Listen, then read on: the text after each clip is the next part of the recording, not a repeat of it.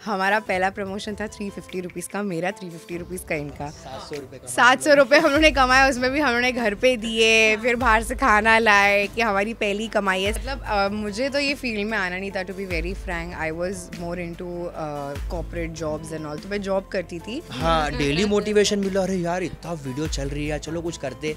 फिर धीरे धीरे हम लोग दोनों के बीच में थोड़ा प्यार हुआ, इकरार हुआ। तो इन्होंने मुझे बोले कि नहीं नहीं तुम मत करो, जॉब मत करो, वी विल लुक आउट, मतलब तुम बॉस बनो, I want to see you working for yourself, not for someone else.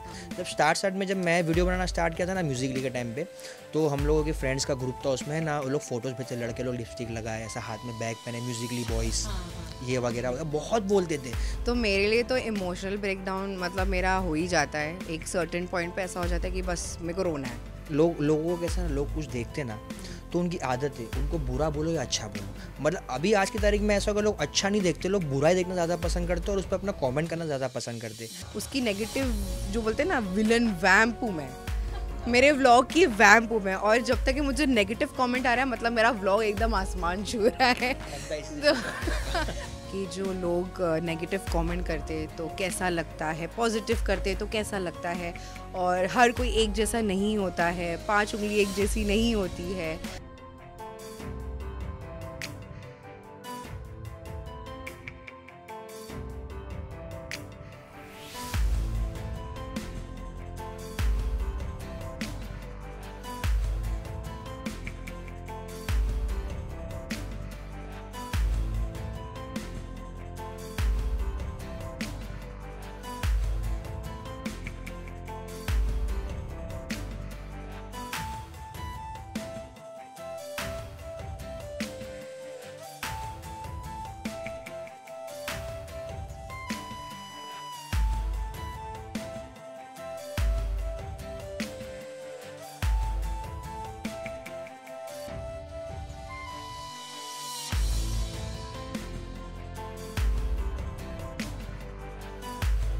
तो जब तक अरमान बिग बॉस में है तो पायल को बाहर कुछ ना कुछ एंगेज करने के लिए लोगों को रखना ही पड़ेगा कि भाई मैं कैसे एंगेज रखूँ लोगों को। खाली बिग बॉस तो लोग देख ही रहे, अब मैं भी वही दिखाऊंगा जो लोग नहीं देखेंगे, तो कुछ अलग करना पड़ेगा जिससे और ऑडियंस हमें देखे। यार टीआरपी ऑब्वियसली श्योरली टीआरपी, उन लोग का पूरा उन लोग का रिश्ता ही मुझे ऐसा लगता है कि कंटेंट के लिए है।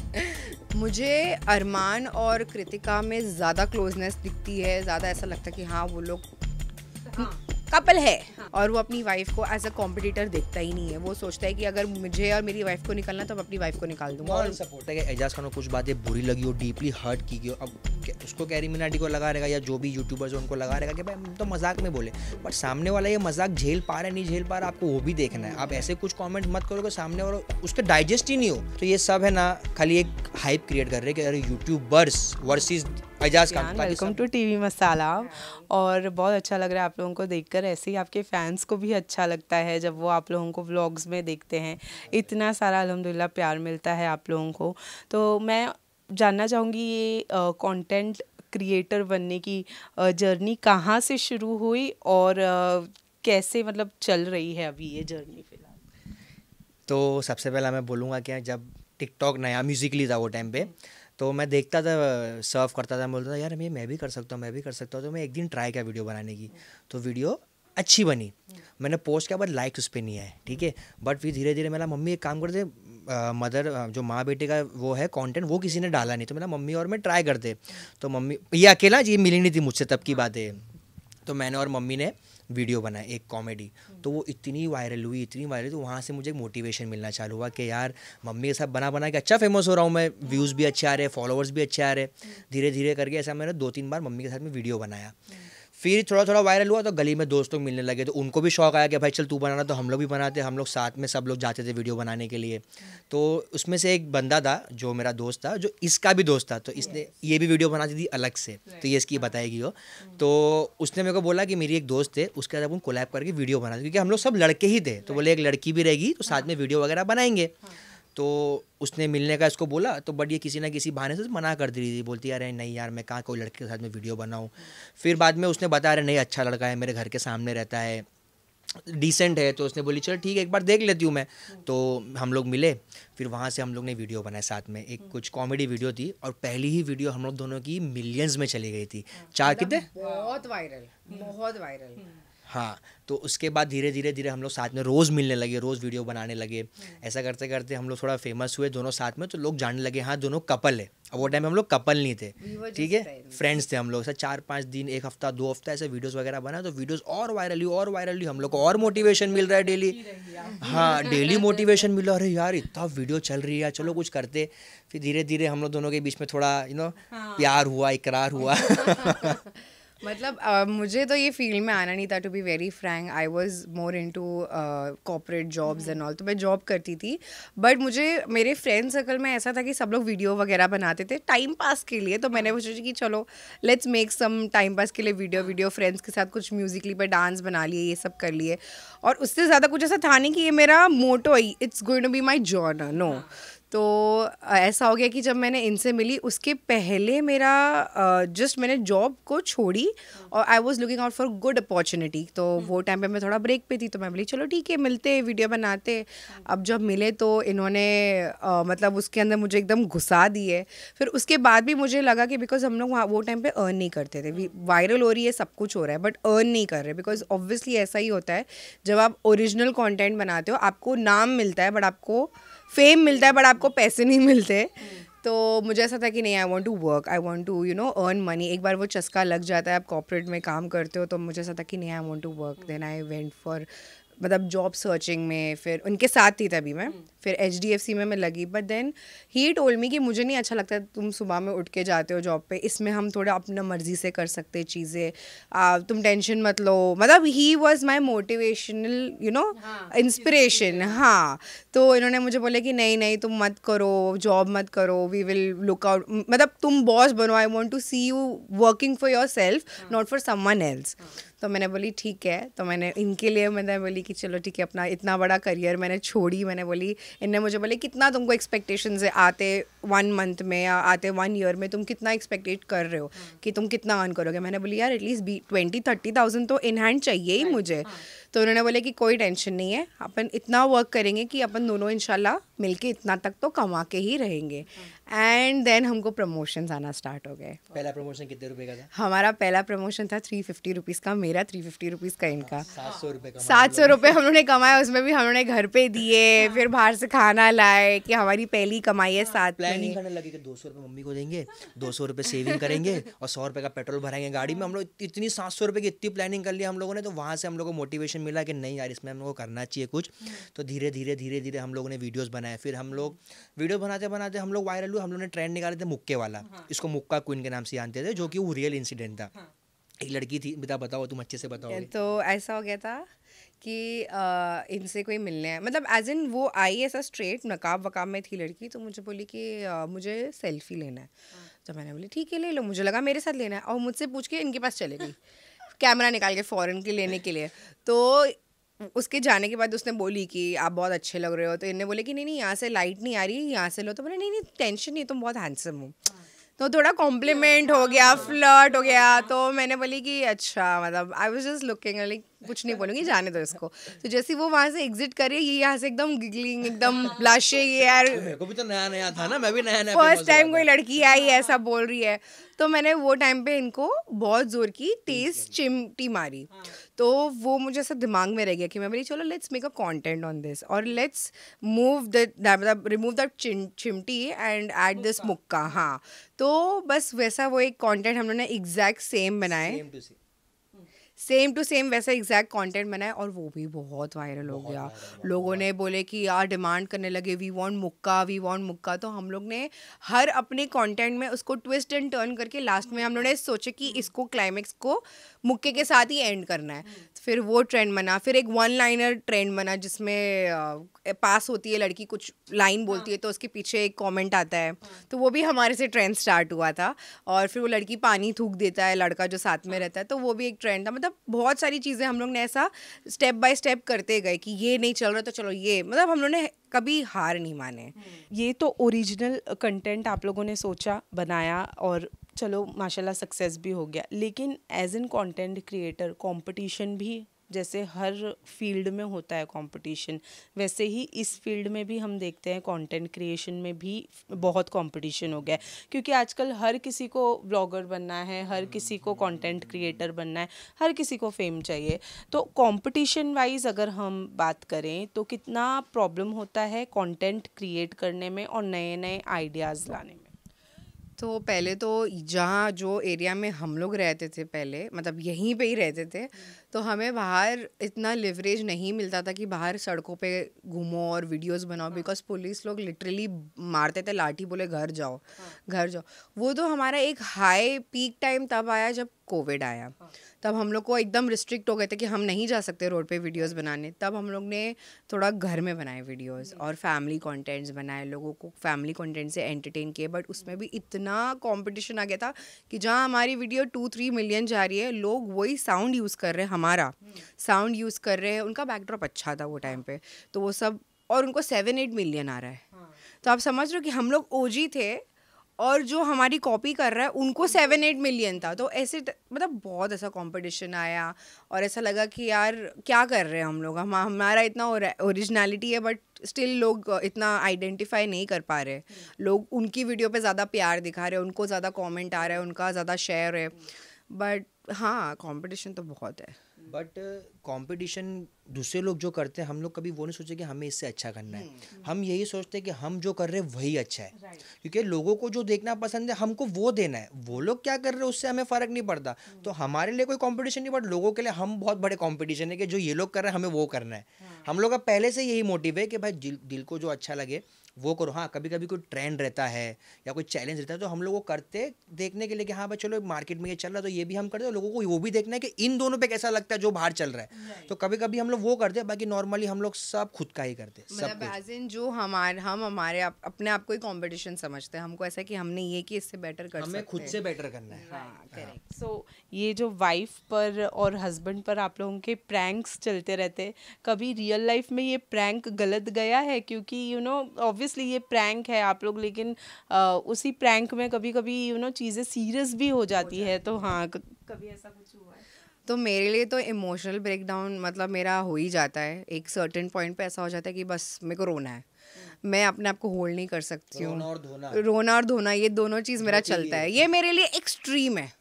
इसके आगे मैं क्या ही कर सकती हूँ? मेरे को ऐसा लगता है मैं कुछ नहीं कर सकती और सीरियस एक्चुअली। और कुछ इसमें सीरियस होता भी है ना, तो एडिटिंग हमारे पास है। तो हम ऐसी चीज़ें ही लोगों को दिखाते हैं जो लोगों को देख के अच्छा लगे। वरना कभी कभी कुछ लोग है ना सुन के डिस्टर्ब हो जाते हैं। कोई के मेंटल स्टेट किसी का अच्छा नहीं हो, किसी पे बीत चुकी हो वो चीज़, तो वो देख के भी उनको ऐसा लगता है कि नहीं यार ये मेरे साथ भी हुआ, तो वो थोड़ा और ट्रॉमा में चले जाते हैं। इससे बेटर है कि थोड़ी थोड़ी चीज़ें रखो, क्लीन चीज़ें रखो, जिससे वो एंटरटेनिंग भी लगे और थोड़ा सी इमोशनल पर्सनल टच रहे बस।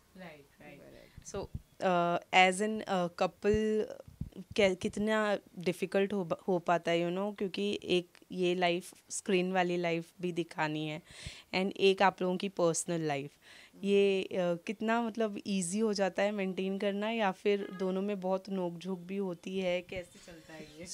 स्टार्ट में तो बहुत ज़्यादा गैप्स थे। मतलब इनकी मेंटालिटी बहुत टोटली डिफरेंट है। ये मेरे कभी अग्री नहीं करेंगे, हम कभी एक पॉइंट पे नहीं आते। वो मतलब बोल रहे हैं नॉर्थ, तो मैं बोलूँगी नहीं मेरे को जो साउथ में ही जाना है। तो ऐसा हुआ है हमारे साथ बहुत बार। मतलब यही जो मैं सबसे पहला इंसिडेंट बताई कि लड़कियां आती थी फ़ोटो लेने, तो इनके साथ आए तो मैं बहुत ज़्यादा पॉसेसिव वो टाइम पे, हमारे झगड़े हो जाते थे कि तुमने ऐसा क्यों बोले, हंसे क्यों तुम, ये वो। because it was really new for me and as well as for him, but he was more into it because वो पहले से ही कर रहे थे और मैं एकदम न्यू थी। तो उन्होंने मुझे समझाया कि देखो Nida, it's going to be happening like this. बड़े बड़े स्टार्स भी होते हैं, उनके साथ भी होता है। आपको अगर इनसिक्योरिटी होगी हर बार तो नहीं चलेगा। फिर उसके बाद मैं रेडी नहीं हो पाती हूँ टाइम पे, उसके ऊपर झगड़े कि तुम रेडी नहीं होती हो, मतलब धूप चले जाएगी, वीडियो कैसे बनाएंगे। मतलब ये छोटी मोटी चीज़ों को लेके हम लोग के बीच में बैर्स आए। बट उसके अलावा अल्हम्दुलिल्लाह टचवुड हम लोग इतना कोई एक्सट्रीम वीडियो के लिए नहीं आया कुछ। लेकिन चेंज किया अपने आप को सुफियान नीदा के लिए? बहुत ज़्यादा बहुत चेंज हुआ। मेरा कैसे ना, एंगर इश्यूज बहुत है मेरे में। मैं गुस्सा आता ना मेरे को समझ में नहीं आता कि मैं क्या बोल रहा हूँ, मेरे मुंह से क्या निकलेगा कि सामने वालों को वो चीज़ बुरी लग जाए। और ऐसा भी बहुत बार हुआ कि मैंने इसको 2-3 चीज़ें, कैसा होता है ना, इसने कुछ मुझे शेयर किए तो गुस्से में मैंने वो चीज़ उसको बोला कि तूने तो ये की है, तो फिर उसको इतना हर्ट होता था, वो चीज़ को एंजाइटी हो जाती। तो मुझे रियलाइज़ हुआ कि नहीं यार, शायद मैं गलत कर रहा हूँ कि मेरे बोलने के बाद उसको जब इतना ट्रिगर हो रहा है वो चीज़, तो मतलब मैं ही गलत हूँ। तो मैंने इस पर वर्क किया। मैंने चल ध्यान दे, जो बोलती है वो कर लेता हूँ कि वो भी अपना घर छोड़ के आई है मेरे पास अपना घर बाहर छोड़ के आई है, मेरे पीछे पूरा मेहनत कर रही है, जो जिसमें मुझे ज़्यादा इंटरेस्ट है वो मेरा साथ दे रही है उसमें, हर चीज़ में। इसको तो इंटरेस्ट था नहीं इसमें, ये लाइन में, बट मैं उसको बोलता नहीं था ये करना है, ये करना है। उसने बोली हाँ जो तुम बोलो वो सही है। तो जब लड़की इतना साथ दे रही है अपना, तो अपने को भी थोड़ा समझना चाहिए कि नहीं, उसका थोड़ा हम भी साथ दें। क्लैशेस तो हम लोगों के बहुत हुए, वीडियो बनाने के अंदर भी बहुत क्लैशेस हुए। मैं बोलता नहीं था कंटेंट को ऐसा नहीं वैसा बनाएंगे, ये बोलती है वैसा नहीं। ऐसा भी हुआ है कि इन्होंने मुझसे ना रात में कोई कंटेंट अगर कोई डिस्कस किया है ना, तो मैं इनको लड़ लूँ कि मुझे मेरे पेज पे डालना है और ये मुझसे लड़े, नहीं मैंने बोला इट वाज माय ओरिजिनल, मैं बोलूँगी नहीं मुझे डालना है, मुझे डालना है। तो मैं इस जगह पे थोड़ी ज़िद्दी एकदम अड़ियल लड़की हूँ और ये थोड़ा अग्रेसिव। बट अभी हम लोग दोनों ने एक दूसरे को बहुत अंडरस्टैंड कर लिए। 6 साल होने आ रहे, तो मतलब कुछ होता है 6 साल कि आप एक दूसरे की खामियां समझ लिए हो। अब जैसे कि ये गुस्सा होते हैं, कुछ भी बोलेंगे तो मैं इग्नोर करती हूँ, और अभी मैं अगर कुछ भी बोलती हूँ तो ये मुझे इग्नोर करते। पहले ऐसा होता था कि अगर इनने मुझे कुछ भी एक अल्फाज भी ऐसा कुछ बोल दिया ना गुस्से में, तो मैं उस पर 10 टॉपिक निकाल देती थी। तुमने ऐसा क्यों बोला, तुमने ये क्यों किया, तुमने वो क्यों किया, मेरे को तुम्हारे साथ नहीं रहना है। बट जब 2 फैमिलीज़ भी मिली है अभी हमारी, तो मुझे हम लोग को इतना अंडरस्टैंड करके चलना है कि हम दोनों को एक दूसरे को लेके भी और हमारी फैमिली को लेके भी चलना है। और झगड़ों में ना हमेशा हमारा फ़ायदा हुआ है कि कभी कोई एक चीज़ पे हम लोग अटके, ये कुछ और बोल रही है, मैं कुछ और बोल रहा, सोल्यूशन नहीं आया, तीसरी चीज़ निकालते, तो तीसरी चीज़ सक्सेस हो जाती है। तो मतलब ये फ़ायदा ये है कि ना तुम्हारी चली ना मेरी, जो हम लोग दोनों ने मिलके सोचे वो चल गया। तो ये एक फ़ायदा हो गया हम लोगों का। हाँ। सो कंटेंट क्रिएटर की भी अगर मैं बात करूँ तो वो एक जॉब की ही तरह है। आपको सोचना है कि आपको क्या कंटेंट क्रिएट करना है, फिर उसको क्रिएट करना है, उसकी एडिटिंग हो गई, एक जॉब है जिसके पीछे आप ठीक उसी तरह से टाइम देते हैं जिस तरह से किसी जॉब के लिए देते हैं। लेकिन जब कई सारे लोग जो है इस काम को लेकर बहुत मतलब नेगेटिव थॉट्स रखते हैं या सोचते हैं कि क्या है यार, मोबाइल लेके खड़े हो जाते हैं, कहीं पर भी वीडियो बना लेते हैं। जैसे अभी हाल ही में आप देख ही रहे होंगे जो यूट्यूबर्स वर्सेस एजाज खान हो रहा है, जहाँ पे उनको रोस्टिंग के वीडियो से प्रॉब्लम है। तो आप ये जो सारे नेगेटिव चीज़ें सोचते हैं लोग, उन सब चीज़ों को कैसे टैकल करते हैं? सबसे पहले तो मुझे बहुत पहले बुरा लगता था कि मैं सोचती थी कि ऐसे लोग क्यों है, क्योंकि मैं एज अ व्यूअर, जब मैं व्यूअर भी थी, मैं वीडियो देखती थी, मुझे अच्छा लगता था, मैं लाइक करती थी, मुझे अच्छा नहीं लगता था मैं स्किप करती थी। मैंने कभी ये नहीं सोची कि कमेंट करना मेरा ज़रूरी है, क्योंकि अगर अच्छा लगे तो obviously I give a thumbs up and I give a good comment. But अगर मुझे बुरा लग रहा है तो इसका मतलब ये नहीं कि मैं उस इंसान को मैं नेगेटिव बोलूँगी। और ऐसे बहुत सारे कंटेंट्स मेरे फीड में आए जो मुझे नेगेटिव लगा और मैंने उसको कमेंट नहीं करी। बट देन मुझे ऐसा लगा कि नहीं, आपको ओपिनियन देना चाहिए अपना, जो आप सोचते हो, आप लोगों तक पहुंचाओ ये चीज़ कि आपका ओपिनियन इस चीज़ को क्या है। तो जब मैं ये फील्ड में आई तब मुझे ये समझ में आया कि जो लोग नेगेटिव कमेंट करते तो कैसा लगता है, पॉजिटिव करते तो कैसा लगता है, और हर कोई एक जैसा नहीं होता है, 5 उंगली एक जैसी नहीं होती है, और हर बार आप अगर अच्छा भी कितना भी अच्छा कर लो, आप में कोई ना कोई खामियां वो लोग निकालेंगे। और लिटरली हम लोग ये जो फील्ड में ना, उसकी नेगेटिव जो बोलते हैं ना विलन वैम्प हूँ मैं, मेरे व्लॉग की वैम्प हूँ मैं। और जब तक कि मुझे नेगेटिव कमेंट आ रहा है मतलब मेरा व्लॉग एकदम आसमान छू रहा है। तो मुझे ऐसा है कि पहले बहुत अपसेटिंग लगता था सॉरी, पहले बहुत अपसेटिंग लगता था, एनजाइटी भी आ जाती थी, मैं रोती थी कि मेरे बारे में ऐसा क्यों बोलते हैं, मैं ऐसा कुछ डिस्प्ले नहीं करती हूँ, मैं कुछ ऐसी वैम्प वाली हरकत भी नहीं करती हूँ। I am being me what I am, and nature ही मेरा ऐसा है कि मैं गुस्सा करती हूँ, मैं रोती हूँ, मैं चिड़चिड़ करती हूँ, मैं हाथ उठा देती हूँ, कभी कभी मार देती हूँ, बिकॉज हमारे बीच में वो हस्बैंड वाइफ और रोमांस वाला बॉन्ड है ही नहीं। हम लोग में हमेशा हर चीज़ ट्रोलिंग है, कॉमेडी, रोस्टिंग, एक दूसरे को, फ्रेंड्स है, बेस्ट फ्रेंड्स है हमारा। मतलब हमारे दोनों के अलावा हम लोग बाहर किसी को अपना बेस्ट फ्रेंड नहीं मानते।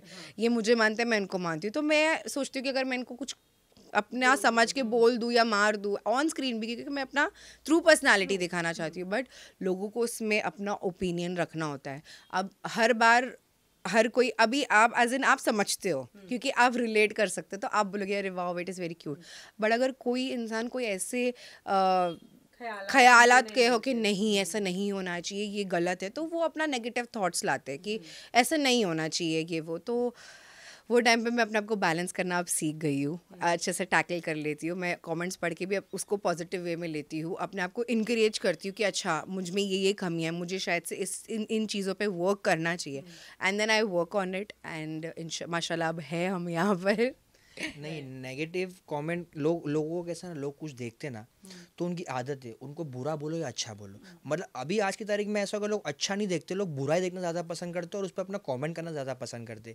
जब स्टार्ट में जब मैं वीडियो बनाना स्टार्ट किया था ना म्यूजिकली के टाइम पे, तो हम लोगों के फ्रेंड्स का ग्रुप था, उसमें ना वो लोग फोटोज़ भेजते, लड़के लोग लिपस्टिक लगाए, ऐसा हाथ में बैग पहने, म्यूजिकली बॉयज़ ये वगैरह बहुत बोलते थे। फिर धीरे धीरे जब देखे ना उन्होंने कि नहीं भाई ये बंदा, इसको हम लोग छेड़ है बट फिर भी ये हार नहीं मान रहा है, आगे कर रहा है, फेमस हो रहा है, तो फिर साथ में भाई चल साथ में वीडियो बनाते। फिर मैं बोलूँ भाई पहले तो तुम लोग लिपस्टिक वगैरह वो छोड़ना, मस्ती करते थे। मतलब लोगों जब तक देखते नहीं है ना कि वो चीज़ की गहराई कितनी है, बट उस पर कॉमेंट करना ज़रूर जानते।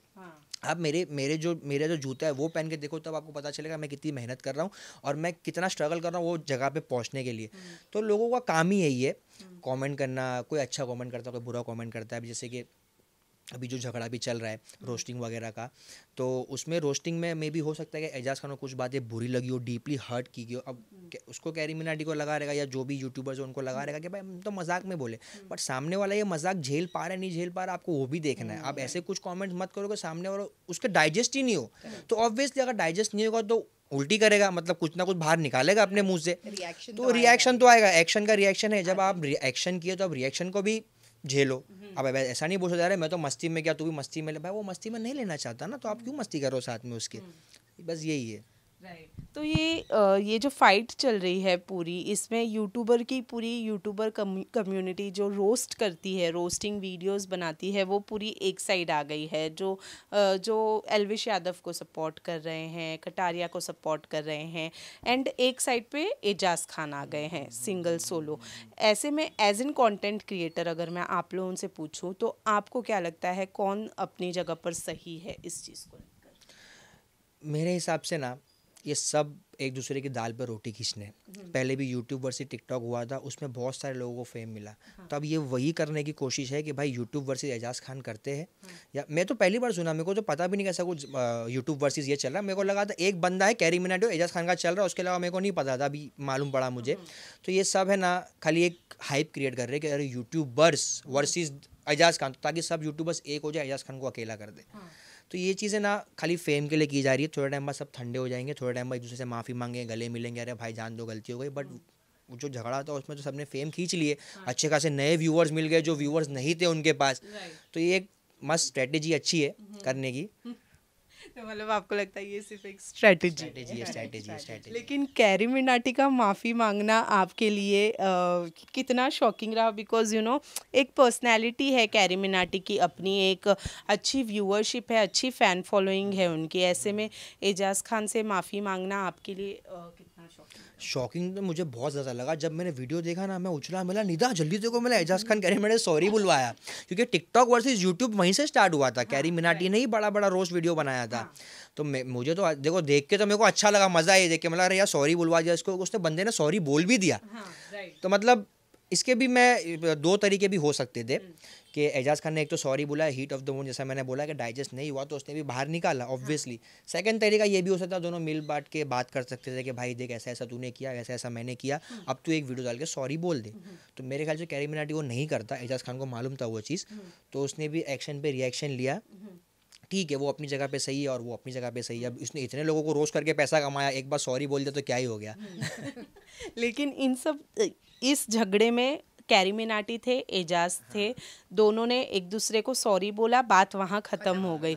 लेकिन यूट्यूबर्स जो अब रोस्ट वीडियो बना रहे हैं और इसमें एजाज को चैलेंज करके ये बोल रहे हैं कि तेरे में दम है तो हमसे माफ़ी मंगवा के दिखा, तो ये ना सब फेम के लिए कर रहे, सब हर एक बंदा फेम के लिए। जो कंटेंट है ना, लोगों ने आज की तारीख में ना एकदम कचरा कर दिए, और जो देखने वाले भी ना उनको भी कचरा देखना पसंद आ रहा है। तो फिर लोग अच्छी चीज़ें क्यों दिखाएंगे जब व्यूवर्स ही कचरा देख रहे? अगर मैं अच्छी चीज़ें दिखा रहा हूँ तो मेरे व्यूवर्स कम है, बट सामने वाला कचरा दिखा रहा है उसके बाद व्यूवर्स ज़्यादा है, तो मैं बोलूँगा चल मैं भी कचरा दिखाऊँ, मेरे पास भी आएंगे। तो लोगों को वही करना है। वही होता है ना कि जब तक आप नेगेटिव चीज़ें नहीं करोगे, नेगेटिव कमेंट नहीं आएगा, तो आपकी वीडियो चलेगी नहीं। तो आपको नेगेटिविटी ज़्यादा लोगों को पसंद आ रही है कि डर्टी चीज़ें देखना है, फाइट्स देखना है, रोस्ट देखना है एक दूसरे को, चैलेंजेस देखने की, अरे इसको मारने जाएगा, हम देखेंगे क्या चल रहा है, फिर घर में क्या गॉसिप हो रही है वो देखना है, मतलब मसाला देखना है इन शॉर्ट। ये रियल लाइफ में भी हमारे साथ ये होता है। अभी आप अच्छे कपड़े पहन के निकल जाओ तो एक या दो लोग बोलेंगे भाई स्मार्ट दिख रहा है, पर तुम गंदे कपड़े पहन के निकल जाओ, गली में हर एक बंदा खड़े खड़ा है, क्या पहन के जा रहा है, अरे क्या पहन के जा रहा है। मतलब आप देख रहे हो व्यूअरशिप कितनी बड़ी है इंसानी गंदे कपड़े पहनने से। तो मतलब गंदी चीज़ें दिखाओ, लोग ज़्यादा देखेंगे। लेकिन ये इस लड़ाई में कम्युनिटी को सामने लाना, जैसे एल्विश ने किया, यहाँ पे हिंदू मुस्लिम वाली चीज़ें हो रही है ये। हाँ, it is very bad. Caste को कभी बीच में नहीं लाना चाहिए। ह्यूमन ग्राउंड्स पे देखो, कास्ट को क्यों लाना है। अब मैं अभी बहुत बड़ी चीज़ हो जाएगी ये बोलूँगी तो I will skip this part. नहीं, गलत बात है ये कैसा रहता ना कि जो आपको देखते हैं वो आपको आइडियल मानते हैं, ठीक है। आप अगर एक स्टेटमेंट दोगे तो 100 में से 50 लोग तो उस स्टेटमेंट को रियल मानेंगे, 50 बोलेंगे छोड़ना। 50 लोग में से भी अगर 25 लोग ने भी उस चीज़ पे अमल कर लिए तो मतलब वो 25 दुश्मन हो गए।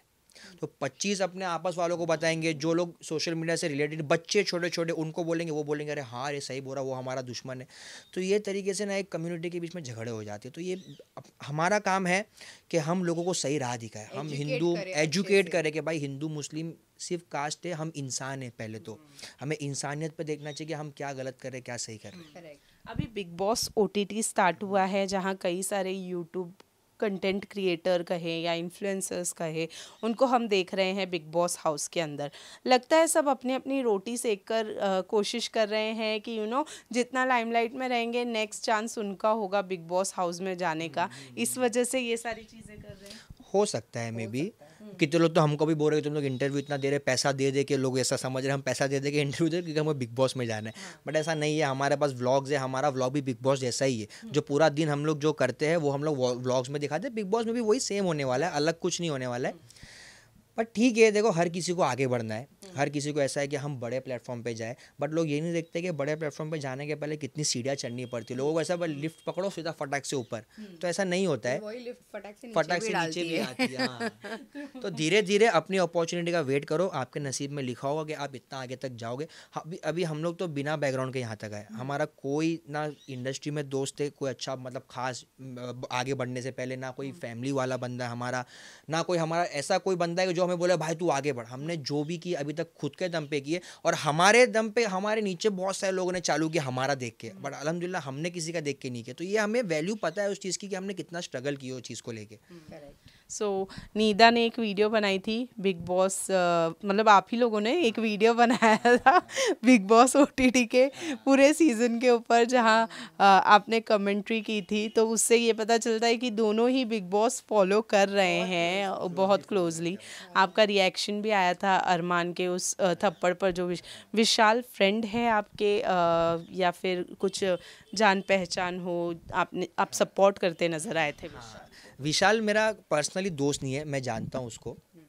मुझे एक चीज़ गलत लगी कि आप इतने बड़े शो में आप किसी को मार रहे हो तो उसकी इमेज बाहर कैसे जा रही है, वो अंदर कितना ट्रॉमाटाइज फील कर रहा है, मुझे ये देख के बुरा लगा। अगर ये चीज़ कोई मेरे साथ करता तो मैं बिल्कुल बर्दाश्त नहीं करता था, भले कुछ भी हो जाए मैं बर्दाश्त करता ही नहीं। तो मुझे ये चीज़ बहुत गलत लगी एज अ व्यूअर। मैं बोला ना, व्यूअर्स ओपिनियन देना, कमेंट करना बनता है। तो मैंने एज अ व्यूअर एक कमेंट किया कि भाई ऐसा ऐसा है, मुझे ये चीज़ गलत लगी। नेशनल टीवी पे किसी को मार रहे हो, अगर बाहर होते तो आप सॉरी तलाफी करके दूसरे को बोल देते कि हाँ जान दो, बट तुमको भी दिखना है टीवी पे कि भाई मैं मेरी बीवी का स्टैंड लिया। एक्चुअली पहले उन्होंने स्टैंड लिए भी नहीं थे, वो तो हाँ, वो कटारिया ने जब उनको बोला कि अगर तुम्हारे साथ होता तुम क्या करते, तो कटारिया ने बोला कि मैं हाथ छोड़ देता था। तो उसको ऐसा लगा कि कहीं ना कहीं ये चीज़ का एक मैं फ़ायदा उठा सकता हूँ, इसके वजह से मैं हर बार बार बार लाइमलाइट में आ सकता हूँ, इसके वजह से बिग बॉस मेरे पे ज़्यादा फोकस रखेंगे। तो उस चीज़ का फ़ायदा उठाया गया है, मुझे हीरो मानेंगे कि अरे मैंने मारा फिर भी मैं नहीं निकला, क्योंकि उसको मालूम है कि वो कंटेंट दे रहा है। ये सब चीज़ें करके लोगों के बीच में आग लगा के, शिवानी को भड़का के उसके लोगों के लिए, वहाँ के लोगों के लिए, और शिवानी भी भड़क जा रही है, उसको पता है कि किसको। एंड मेन है ना, ये दोनों मियाँ बीवी है ना, मैंने एक चीज़ देखी कि लोग मैनिपुलेट बहुत करते हैं लोगों को, ये लोग बहुत ट्राई करते हैं कि लोग मैनिपुलेट कर दे, बट जिसका स्ट्रॉन्ग ग्राउंड है वो नहीं होता है। अब कल का भी एक टास्क था जिसमें, कल नहीं परसों का एक टास्क था जिसमें लव कुछ बोल रहा था अपने लिए, पार्टी वाला टास्क, और उसमें वो इमोशनल हो गया, तो फटाक से अरमान ने अपॉर्चुनिटी देखा और फटाक से उठा, उसको गले वले लगाया। हालांकि उसको उसके लिए कोई ऐसा वो नहीं है, यू नो, एक इंटेंशन नहीं है कि यार ह्यूमन टच है कि यार आजा बेचा, उसको बस था कि वो नंबर गेम, वो हमारे तरफ आ जाए, हमारा नंबर बढ़ेगा, क्योंकि उसको तो यूज़ ही करना है लोगों को, और वो अपनी वाइफ को एज अ कॉम्पिटिटर देखता ही नहीं है। वो सोचता है कि अगर मुझे और मेरी वाइफ को निकलना तो मैं अपनी वाइफ को निकाल दूंगा, मॉरल सपोर्ट है वो सिर्फ मॉरल सपोर्ट के लिए आई है और कुछ नहीं है। तो यस, मुझे ऐसा लगता है कि ये पूरा नंबर गेम चल रहा है यहाँ पे। हिसाब से ना, अगर किसी को सपोर्ट करना हो तो उसको जानना ज़रूरी नहीं होता है। अभी जैसे हमारी गली में भी अगर कुछ होता है कि कोई दो लोग लड़ रहे, तो हम जाके देखते भाई क्या हुआ बताओ। अब भले हमारे दोस्त नहीं, बट हम लोग अपना स्टैंड तो लेते कि भाई देखो कौन सही है कौन गलत, ज़बरदस्ती झगड़ा क्यों कर रहे हैं लोग। तो वैसे ही विशाल और अरमान में भी मुझे लगा कि भाई ये गलत चीज़ हुई है, आप बैठ के भी सॉर्ट आउट कर सकते थे। अगर आप वो नहीं मारते उसको, विशाल को, तो शायद हो सकता है विशाल गलत लगे कि भाई इसकी बीवी के बारे में बोला, फिर भी उसने माफ़ कर दिया, बड़ा आदमी बन गया, बट तुमने मार के बड़ा बनने के चक्कर में अपनी वैल्यू गिरा दी। सिंपल। लेकिन एक ऐसे इंसान के तरफ से ये थप्पड़ आना जिसकी 2 बीवियां हैं ऑलरेडी, एंड जिसके ऊपर एक एलिगेशन है, केस है एक, तो एक ऐसे इंसान की तरफ से थप्पड़ आना जो एक्चुअल में वाइफ लड़कियों की इज्जत कर ही, रिस्पेक्ट कर ही नहीं रहा है, तो तुम कैसे एक्सपेक्ट कर सकते हो कि मतलब दूसरे किसी ने आपको, अगर आपकी वाइफ को कॉम्प्लीमेंट किया है तो आप उसको गलत तरीके, आप दोनों हस्बैंड एंड वाइफ है, अगर आप उनकी जगह होते तो आप क्या करते? मैं पहले एक बात बताना चाहूँगा, जिस दिन ये मैटर हुआ था उसके 1-2 दिन बाद है ना, अरमान ने कमेंट पास किया था कि लड़कियों ने छोटे कपड़ा पहनना बंद कर दिए। तो निदा ने बोली किसी ने नहीं देखा लड़कियां छोटे कपड़े पहनना, सबसे पहले अरमान ने ही देखा कि लड़कियां छोटे कपड़े पहनना बंद करें, मतलब वही लड़कियों को देख रहा है। तो निदा और मैं डिस्कस किए लिटरली हम लोगों ने घर में बैठ के, आज ये मैंने बोला, मैंने ब्लॉग में भी शायद किसी को बोला नहीं। हाँ, तो अगर ये मेरी वाइफ होती, अगर कोई बोलता इसको कि भाई भाभी अच्छे दिख रही है, दिख रहे, ठीक है, मैं बोलता भाई तेरे को अच्छे दिख रहे ना, तेरी बहन है वो, ख़त्म बात।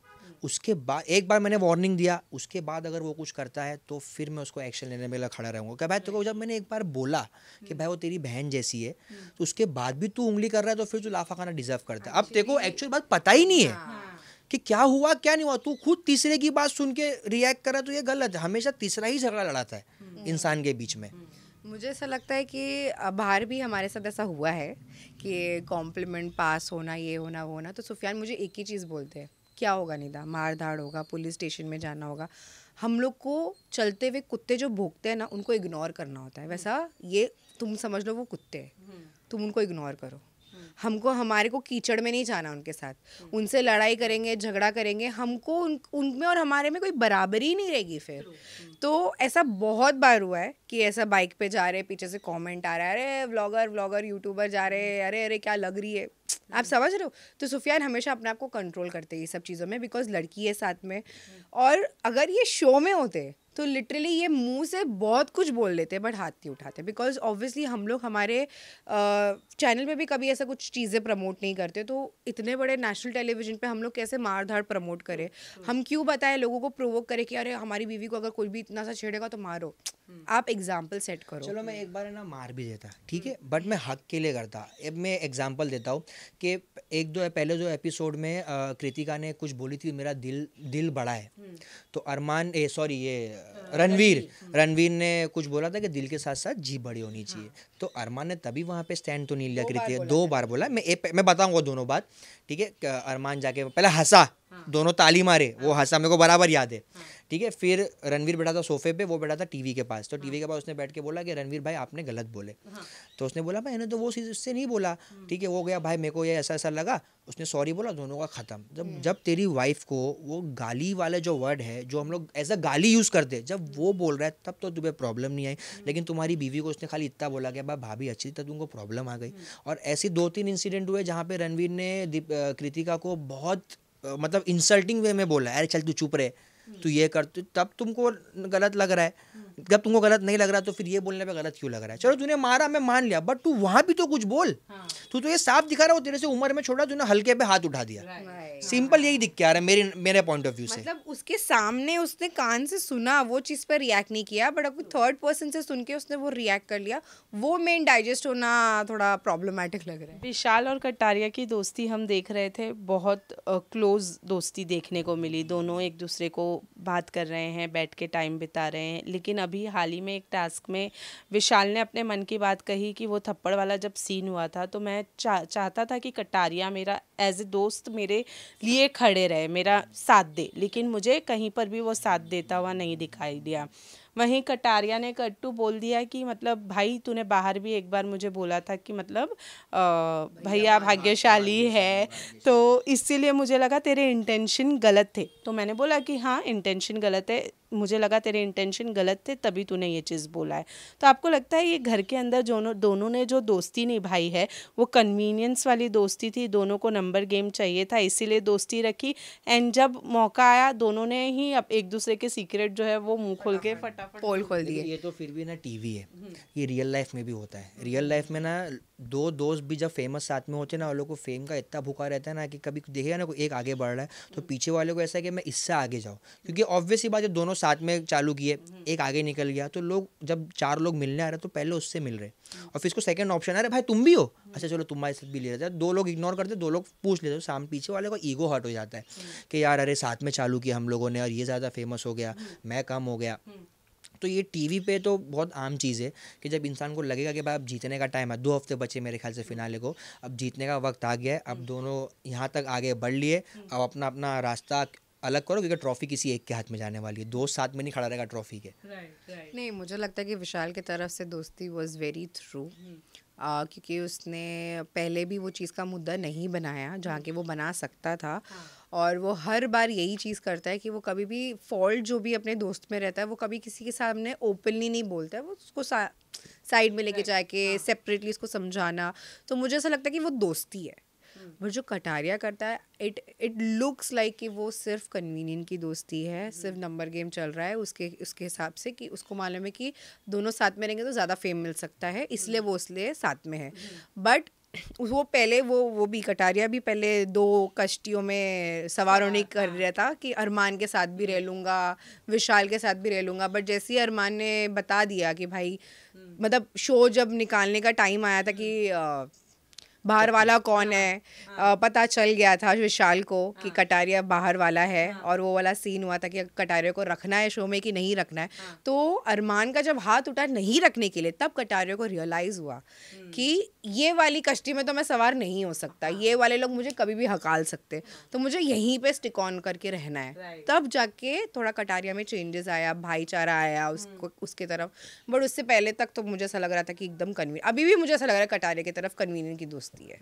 अरमान तीनों बिग बॉस हाउस में गए, जिसके बाद में थोड़ी नेगेटिविटी उन लोगों को फेस करनी पड़ी। लोगों ने बहुत क्वेश्चन किए हैं उनके रिलेशन पर हो, उनके बच्चों पर हो, बहुत सारे कमेंट्स उन लोगों को देखने के लिए मिले।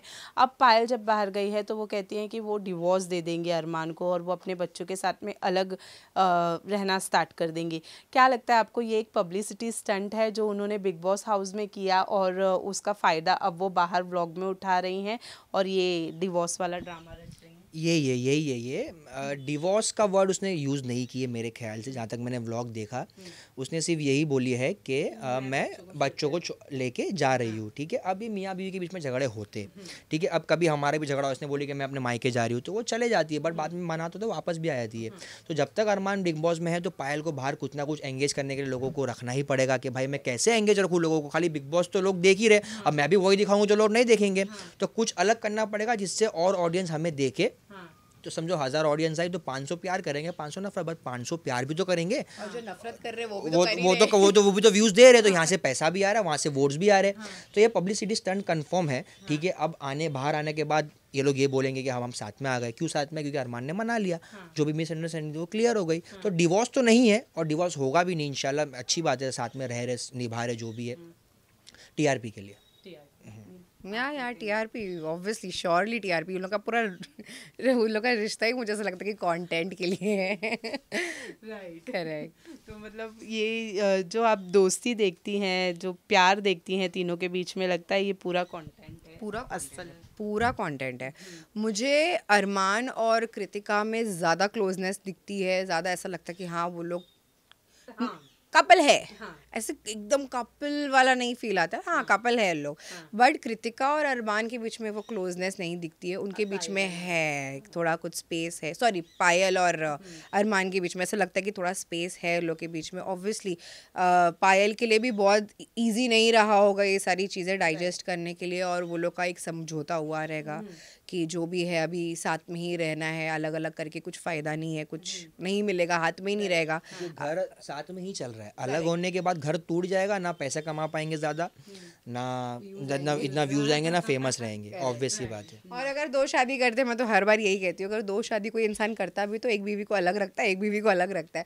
जब अगर दोनों बीवियाँ साथ में इतना बहन बहन बन के रह रही है तो वो एक स्क्रीन के लिए हो तो रहा ये है। भी लोगों को देखना पसंद है कि दो बीवी साथ में कैसे रह रही है, क्योंकि मन ही मन में कितने लोग सोचते रहेंगे यार मैं भी दो शादी कर साथ में रखूंगा, सोचते रहेंगे, तो वो लोगों की कैसा ना एक ड्रीम पूरा करा दिखा दिखा के, तो लोगों को मजा आ रही है देखने, व्यूज मिल रहे हैं उसी वजह से। अरमान ने दीपक चौरसिया जी से कहा भी था कि मतलब हर आदमी के मन में एक इच्छा होती है कि उसकी दो बीवियां रहे। तो आपको नहीं लगता ये नेशनल टेलीविज़न पर इतनी बड़ी बात बोलना एक गलत मैसेज पोर्ट्रे कर रहा है कि मतलब आप लोगों को एनकरेज कर रहे हो इस चीज़ के लिए कि आप भी दो शादी करो और ऐसे ही साथ में रखो? ये तो बहुत ही गलत मैसेज है। ये एक लड़की का डिसरिस्पेक्ट करना ही हुआ कि कोई मतलब एक लड़की अपनी चीज़ें नहीं शेयर कर सकती। अरे मैं अपना मेकअप नहीं शेयर कर सकती, मैं अपना आदमी कैसे शेयर कर लूँ भाई, लिटरली। तो ये सारी चीज़ें लोग बहुत ही गलत एग्जाम्पल सेट कर रहे फॉर न्यू जनरेशन। और मैं यही कहूँगी कि अरमान को कुछ सोच समझ के बोलनी चाहिए चीज़ें सोशल मीडिया पे, because it's going to be very bad impression. जो नए नए बच्चे भी देखते हैं यार बिग बॉस, मतलब ऐसा नहीं है कि सिर्फ बड़े लोग देख रहे हैं, बच्चे भी देख रहे हैं, उनको भी ऐसा होगा कि यार बड़े होकर दो शादी करने की है, अब्बू ने नहीं की हम करेंगे, लिटरली वो एक सिनेरियो सेट हो जाता है फिर। सो एज अ व्यूअर, अभी आप जब बिग बॉस देख रहे हैं, बिग बॉस इतने फिनाले के करीब है, किसको एज अ विनर देखते हैं और किसकी गेम आप लोगों को पर्सनली अच्छी लग रही है? पर्सनली गेम विशाल की अच्छी लग रही है, सना मकबूल की अच्छी लग रही है, और नहीं चाहते हुए बोलना पड़ा अरमान की भी अच्छी लग रही है क्योंकि वो कंटेंट दे रहा है, लिटरली कंटेंट जो बोलते हैं ना देना चाहिए वो देता, हर चीज़ में बोलता है, चाहे वो बात सेंसलेस हो चाहे वो बात लॉजिकल हो, बट बोलो, क्योंकि बोलने पे ही तो इंसान दिखता है। हम जो भी यूट्यूबर्स जो चल रहे हो सब बोलने पे ही चल रहे हैं, क्योंकि जितना अच्छी तुम्हारी बोली है, जितना अच्छा तुम्हारा एक्सेंट है बोलने का, कॉमेडी नेचर है, गुस्से वाला नेचर है, जो भी है लोगों को वो देखना पसंद है, क्योंकि हर बार लोग जरूर देखे, लोग सुनते भी है। घर में टीवी चालू कर दिए, मम्मी लोग खाना बना रहे, सुन रहे कि सुफियान क्या बोल रहा है क्या नहीं बोल रहा है, ये लिटरली हमारे साथ एक्सपीरियंस हुआ है, लोग हमें बोलते। ये तीन तो मेरे को लगता है कि है। मेरे तरफ से विशाल, सना मकबूल एंड कटारिया। मुझे लगता है कि मुझे ऐसा लग रहा है कि बिग बॉस भी गलत एग्जाम्पल सेट नहीं करेगा, ऐसे को जिताकर भी, अरमान को जिताकर भी ऐसा सेट नहीं करेगा कि भाई मारेंगे तो मारना और धारना एकदम इज गुड और आप फिनाले पे ऐसे ही पहुंच जाओगे, क्योंकि नहीं तो फिर ऐसा हो जाएगा कि नेक्स्ट सीजन में लोग कोयता, हॉकी बैट, क्रिकेट बैट सब लेकर आ रहे कि हम सबसे धोएंगे, हमको बनना है, विनर बनना है, ट्रॉफी की जगह हॉकी। एग्जैक्टली। तो वो एक बिग बॉस भी नहीं चाहेगा कि वो एक गलत एग्जाम्पल सेट हो। तो उस हिसाब से अगर देखा जाए तो फिर विशाल, कटारिया एंड सना मकबूल। लगता है कटारिया को एक फ़ैन फॉलोइंग का, जो एल्विश की फ़ैन फॉलोइंग है उसका प्रॉफिट है, क्योंकि लास्ट टाइम जो एल्विश ने सीज़न जीता था तो वो फ़ैन फॉलोइंग के ही बेस पर, उनके फैंस के सपोर्ट पर ही जीता था। अभी एल्विश उनको सपोर्ट कर रहे हैं जैसे पिछले सीज़न में कटारिया ने उनको किया था। तो लगता है कटारिया को उनकी फ़ैन फॉलोइंग का फ़ायदा होगा और उस वजह से वो जीत सकते हैं, या फिर उनकी जेन्युइनली गेम अच्छी है? गेम मुझे कटारिया की पहले से ही नहीं अच्छी लग रही थी। पहली तो वो जो जिस तरीके से रोस्ट करते हैं, ट्रोल करते हैं, एक उसका भी हद होती है, एक बाउंड्रीज होती है, लिमिटेशंस होते हैं, वो हर चीज़ क्रॉस कर लेते हैं। और मुझे ऐसा लगता है कि उनकी कोई भी चीज़ मैंने बिग बॉस में अभी तक देखी और मैं हंसी हूँ। समझ रहे हो, एंटरटेनिंग पार्ट नहीं है उनमें, वो ह्यूमर ही नहीं है उनमें।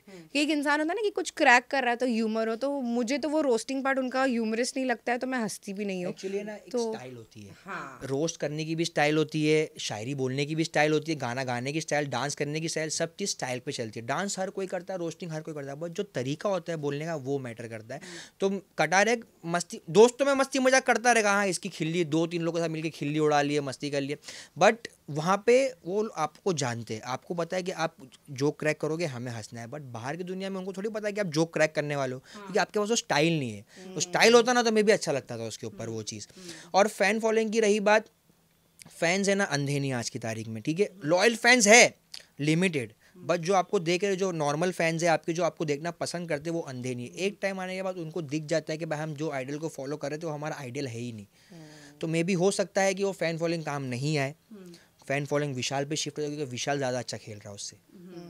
विशाल की गेम मुझे बहुत अच्छी लग रही है फिलहाल। सना मकबूल के लिए पायल ने कहा था कि पूरा शो बिग बॉस जो है वो बायस्ड है सना को लेकर, क्योंकि उनके कपड़े टाइम पर पहुंच जाते हैं, उनकी सारी चीज़ें उनको टाइम पर मिल जाती है, तो बिग बॉस शो जो है वो सिर्फ सना को ही लेकर चल रहा है और उनके लिए बायस्ड है। एज अ व्यूअर आपको लगता है कि सना को लेकर बिग बॉस बायस्ड हुए हैं कभी? नहीं, मुझे ऐसा नहीं लगा है, ऐसा कोई फील नहीं हुआ।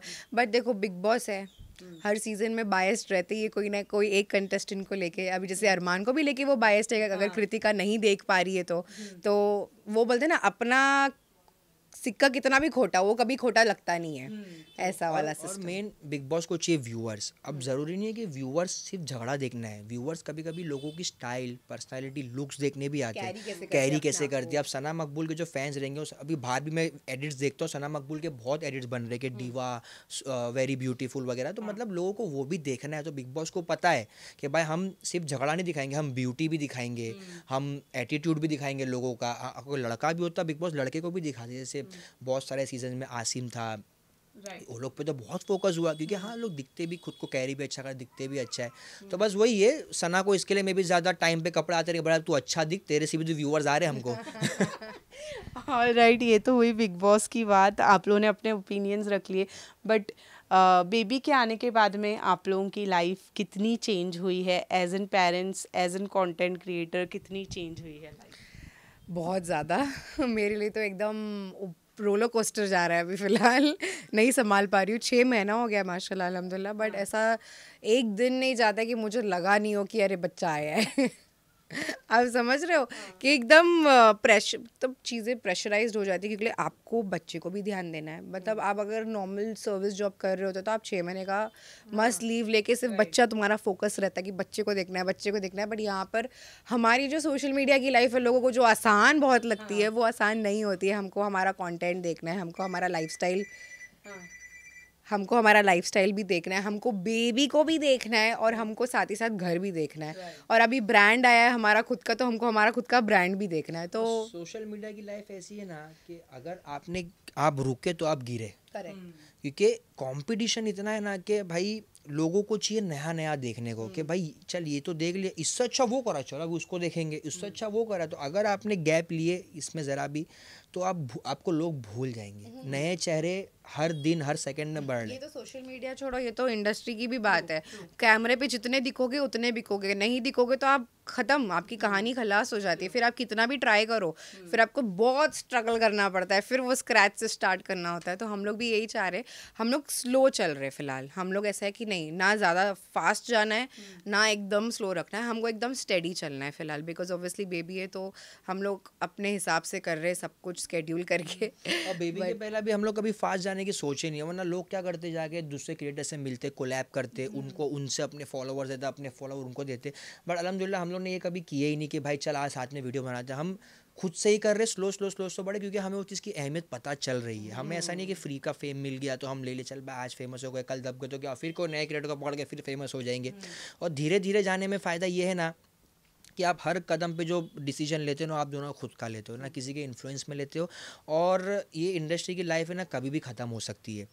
समझे, अभी मैं चल रहा हूँ, क्या पता 2 साल 3 साल बाद कोई मुझे पहचाने नहीं, बट वो 2 साल 3 साल जो मैंने काम किया, वो जो मैंने पैसा कमाया, वो मैं क्या किया, अगर मैं पैसा पूरा उड़ा दिया तो 2-3 साल बाद मैं कंगाल हो जाऊंगा, मैं लोगों से मदद मांगूंगा, भाई मेरी मदद कर दो। बट तुमको अल्लाह ने टाइम दिया है, 3-4 साल तुम कमा रहे हो, तो उसको तुम कहीं पे अच्छी जगह पे इन्वेस्ट करो ताकि तुम्हारा फ्यूचर सेट हो, तुम्हारे बच्चे का फ्यूचर सेट हो जाए। तो जो भी नए इन्फ्लुएंसर अभी बढ़ रहे हैं आगे, यही बोलना चाहूँगा कि भाई फेम के पीछे मत जाओ, एटलीस्ट अपने आप को स्टेबल करो, कुछ बनाओ, अपने माँ बाप के लिए कुछ करो, अपने जो शादी होगी बीवी के लिए करना, बच्चों के लिए करना, अपना पहले सेट करो, फिर आप कोलैब करो। एक स्टेट्स पे आप आ गए, फिर कोलैब करो, फिर कमाओ, फिर और ग्रो करो अपने आप को। ग्रो हुए तो हुए, नहीं हुए तो नहीं, बट अपनी एटलीस्ट स्टेबल तो हो गए कम से कम।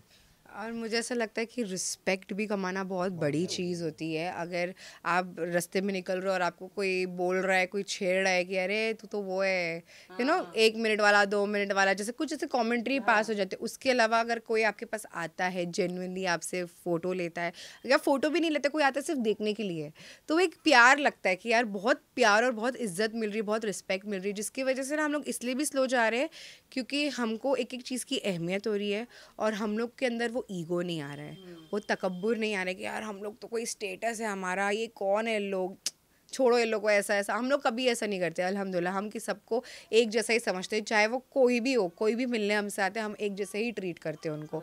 बट अच्छा, अगर मतलब सामने से भी वैसा रिस्पॉन्स होना चाहिए। अगर बुरे से आता है तो फिर हमको भी वो चीज़ का जवाब देना पड़ता है। बट ऐसा है कि अभी फ़िलहाल मैं वही बोलती हूँ हमेशा सुफियान को कि यार मैंने बहुत सारे बड़े इन्फ्लुएंसर्स लोग को देखी हूँ जो हमसे थोड़े बड़े हैं, वो लोग में तो इतना ईगो और इतना एटीट्यूड है कि जिसकी कोई हद नहीं है, हम में क्यों नहीं है?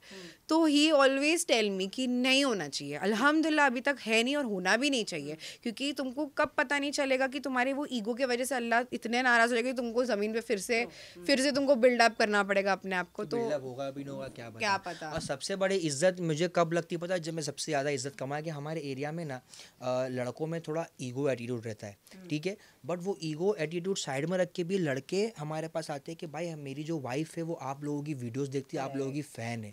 मतलब ये लड़के बोल रहे हैं अपनी वाइफ्स के लिए, तो कितनी बड़ी बात है। वरना लोग शर्माते, वीडियो कॉल करवाते, वरना लोग शर्माते आज की तारीख में। अभी कोई नॉर्मल इन्फ्लुएंसर आप थोड़ी उसको बोलेंगे भाई मेरी वाइफ आपकी फ़ैन हो, तो 4 लोगों को जाके ये बोलेगा अरे भाई इसकी वाइफ तो मेरी फ़ैन है। बट अल्हम्दुलिल्लाह लोग हमें जानते हैं, इतना पर्सनल टच है लोगों के पास हमारा कि लोग सामने से बोलते हैं भाई मेरी वाइफ आपकी फ़ैन है। मेरी मम्मी, मेरी बहन लिटरली बोलते हो, वीडियो कॉल कराते हो और बहनों से, मम्मियों से, तो हमें अच्छा लगता है कि नहीं यार लोग इतनी रिस्पेक्ट कर रहे हैं कि लोग इतना भरोसा कर रहे हैं हम पे, ये पर्सनल बात बता के कि भाई मेरी मम्मी आपकी फ़ैन है, मेरी बीवी, उनको पता है कि ये बात कहीं बाहर नहीं जाएगी। और ये रिस्पेक्ट बहुत अच्छी लगती है मुझे। अब जोहान बड़ा हो रहा है और आप लोगों को कंटेंट क्रिएट करते करते देखेगा। आजकल बच्चे छोटी उम्र में कंटेंट क्रिएट करने लग गए हैं। अगर वो इस लाइन में जाने का सोचे तो आप लोग एज एन पेरेंट्स क्या सोचेंगे? जैसे हमारे पेरेंट्स ने हमको सपोर्ट किया और भरोसा रखे कि ये लोग कोई गलत चीज़ नहीं करेंगे, वैसे ही हम भी उनको सपोर्ट करेंगे जितना हो सके। और ऑब्वियसली हमारे पास कोई गुरु नहीं था बताने के लिए कि ये इंडस्ट्री कैसे वर्कआउट करती है। हमने सब R&D किए, सर्च किए, सब पूछे, कॉन्टैक्ट्स लगाए कि इसको कैसे करना है, क्या करना है। तो उसके पास तो घर ही में मास्टर है, उसको कोई ज़रूरत नहीं पड़ेगी बाहर जाने की। अगर उसे ये फील्ड में, मैं तो ये सोच रही हूँ कि बस मेरा बच्चा एंटी सोशल ना निकले, वरना वो बोलेगा mummy please don't take me in your vlog. हाँ मम्मा, वो ऐसा बोल देगा तो मुझे तो ऐसा हो जाएगा कि यार बेटा दाल अपनी यही है, रोटी अपनी। बट मैं चाहता हूँ ना कि जोहान जो करे अपनी मर्जी से करे, हमें देख के नहीं करे, क्योंकि हमने भी हमें माँ बाप को देख के नहीं की कि उन्होंने जो किया हम वो करेंगे। हमने अपना खुद का किए, तब जाके हमें रियलाइजेशन हुआ है कि भाई हम यहाँ गिर रहे तो हमें उठना कैसा है। वरना अगर वो हम पे डिपेंडेंट हो गया तो वो गिरेगा तो बोला चले मेरे माँ बाप तो उठाने के लिए है ही, तो हमें उसको डिपेंडेंट नहीं बनाना। भाई तेरे को जो करना है कर, तेरे को सोशल मीडिया पर नहीं आना है मत आ, तेरे को कुछ और करना है कुछ और कर। भाई ऐसा देखा तो माँ बाप ने मेरे को इंजीनियर बनाया, इंजीनियरिंग पास किया मैंने, पर जॉब नहीं कर पाया, मैं नहीं किया, मैंने बोला मुझे ये करना है, उन्होंने बोले कर भाई। देखो उन्होंने 15-20 लाख मेरे पीछे खर्चा किए। अब वो चाहते तो बोलते नहीं तू कर वही कर, बट उन्होंने हमें छोड़ दिया कि भाई तुमको जो अच्छा लगता है तुम करो। आज अल्हम्दुलिल्लाह हम लोग मुकाम पे जहाँ हमारे माँ बाप से भी लोग सेल्फी खींचते कि भाई आप इनके माँ बाप हो करके। उनको भी वो रिस्पेक्ट, एक ऑनर मिल रहा है कि यार हम लोग ने भी एक अच्छा फेयर डिसीजन लिए कि इनको रोके नहीं कोई चीज़ के लिए। और हालांकि जब हमारी शादी नहीं भी हुई थी तब भी इतना सपोर्ट था हम लोग को दोनों फैमिलीज़ की तरफ से। तो अब सेकंड बेबी के लिए कैसे सोचते हैं? अभी मुझे थोड़ा टाइम चाहिए, आई नीड अ ब्रेक। अभी फ़िलहाल तो जुहान आ गया तो ब्रेक नहीं है, वैसे ही बहुत रोलर कोस्टर जैसी चल रही है ज़िंदगी। तो सेकंड बेबी तो अभी अल्लाह के हाथ में, वो भी। अभी तो वैसे भी लोगों ने बोले कि 6 महीना आपका है ना फ्री पीरियड था, कि बच्चे लेटे रहते, अब 6 महीने बाद चलना उठना खाना खाने लगते हैं ना, तब असली परीक्षा चालू होती है। उसके बाद अभी आप व्लॉग बना रहे हो, वहाँ से वो कहाँ निकल जाएगा आपको पता नहीं चलेगा। लोग कमेंट करके बोलेंगे भाई तुम्हारा बच्चा तो भाग रहा है पीछे। हाँ, उसमें भी ट्रोल है, बच्चे को संभालते नहीं है, क्योंकि हम लोग दोनों अकेले हैं वहाँ पर, नवी मुंबई में जहाँ रहते हैं हम लोग, तो वहाँ पे हम लोगों को बहुत डिफिकल्ट हो जाता है बच्चा संभालना, साथ में व्लॉगिंग भी करना। तो ये थोड़ा डिफिकल्ट तो है, बट अभी कैसा ना, पहला बच्चा है तो हमें डर रहता है कि अरे भाई ये करेगा तो इसका क्या मतलब है, वो करेगा उसका क्या मतलब है। तो एक बार ये फेज़ निकल जाए 5-6 साल का, उसके बाद इंशाल्लाह फिर हमको तो पता ही है कि बच्चे लोग कैसा क्या करते हैं, तो फिर तब कोशिश करेंगे बाकी 4-5 साल तक तो। और क्योंकि हम लोग अभी फ़िलहाल नैनी भी नहीं रखना चाह रहे, बिकॉज ऐसा होता है ना कि हम लोगों ने बहुत सारी सोशल मीडिया पे वीडियोस देखे कि नैनी के साथ अगर बच्चों को छोड़ के जाओ तो क्या होता है, बच्चों को मारते करते। अरे भाई, हम हमारे बच्चे को मारने से पहले 10 टाइम सोचते हैं, उनका हाथ लगेगा किसी का, तो वो चीज़ की वजह से हम लोग नहीं, ये सब चीज़ें तो इसलिए हम लोग दोनों ही उसको मैनेज करते हैं। मैं कभी काम करती तो ये पकड़ लेते, ये कभी काम करते तो मैं पकड़ लेती हूँ, तो इतनी अंडरस्टैंडिंग हम लोग ने बिल्ड कर ली है एज अ पेरेंट। और राइट, लास्टली हमें बहुत अच्छा लगा आपसे बात करते हुए, और लास्टली अपने फैंस के लिए क्या कहेंगे? आप लोग से यही कहेंगे कि प्लीज़ अच्छे कंटेंट्स पे ध्यान दीजिए, डर्टी और नॉर्मल, मतलब डर्टी चीज़ों को ज़्यादा तवज्जो मत दीजिए, नॉर्मल कंटेंट्स को भी, मतलब जो दूसरे कंटेंट क्रिएटर्स हैं जो नॉर्मल और अच्छी वीडियोस बनाते हैं, जो एकदम दिल को छू जाए, वैसी वीडियोस पे भी थोड़ा फोकस कीजिए, तो लोगों में जो गंदगी आ रही है कि और करेंगे व्यूज़ के लिए, तो वो थोड़ी कम हो जाए।